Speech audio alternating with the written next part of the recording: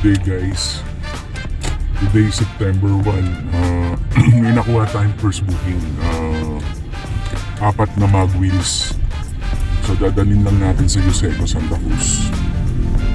Ang fare niya is 247. From pick-up location, 10 kilometers ang layo niya.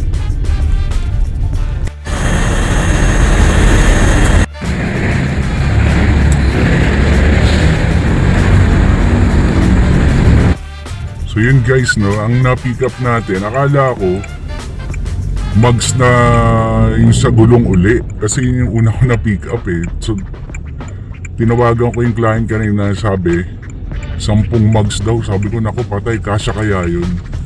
Yung pala mags na, yung mag na inuman, yung cup, yung pala.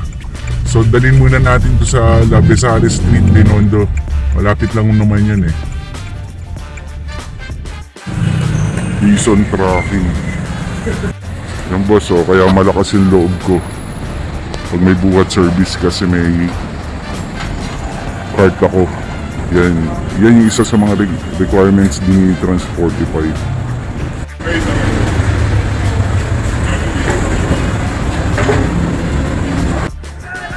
Tindera po ba yung kausap nyo?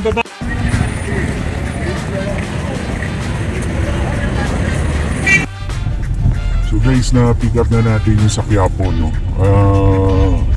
Mga microwave oven lang pala yun.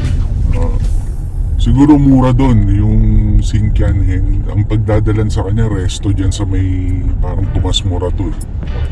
So ang rate niya 300 plus, 300 for wallet. Parang ganun. So yun lang ang problema dyan sa mga ganyan lugar, yung Divisoria. Maraming booking dyan, Divisoria, Quiapo, sobrang daming booking dyan. Ang problema lang dyan, ang hirap ng parking. Yun ang problema dyan. So ngayon papunta na tayo dyan sa Tomas Morato din siguro. Hatid muna, uwi muna sa home base kasi kasama ko ngayon si Esme.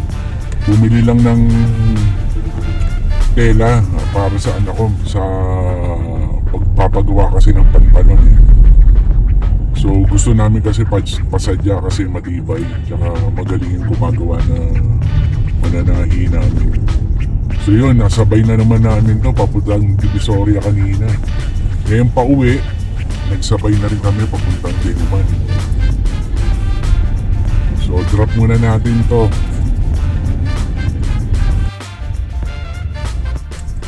So guys, papunta na tayo dapat sa Diliman, yung galing sa Palangka. Kaso may na-swipe tayo, balik tayo sa Santa Cruz. Kasi ito going din sa area dun sa Timog. So sayang naman ang rate na ito, 376 pesos. So mga electrical supply siguro to. Hindi ko pa natatawagan. Pero assuming ko yun ang mga pipick upin.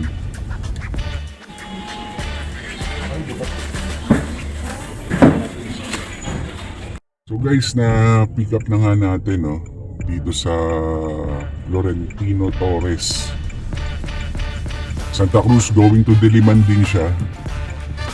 Electrical panel box, 2 pieces.